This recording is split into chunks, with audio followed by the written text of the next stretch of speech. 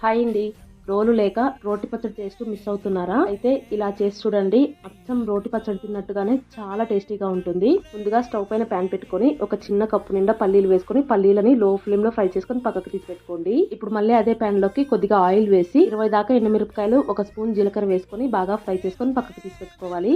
ఇప్పుడు మళ్ళీ అదే ప్యాన్ లోకి ఒక చిన్న కట్ట గోంగూరని పొలిచి శుభ్రంగా కడిగి వేసుకోవాలి. అలాగే 2 మీడియం సైజ్ టమాటాలని ముక్కలుగా కట్ చేసుకుని వేసుకొని కొద్దిగా ఆయిల్ కూడా వేసి ఒక అర స్పూన్ ఉప్పు కూడా వేసుకొని కలుపుకుంటూ బాగా మెత్తగా అయ్యేంత వరకు మగ్గించుకోండి. గోంగూర టమాటా అంతా మెత్తగా అయిపోయిన తర్వాత 2 మీడియం సైజ్ ఉల్లిపాయలని చిన్న చిన్న ముక్కలుగా కట్ చేసుకొని వేసుకోవాలి.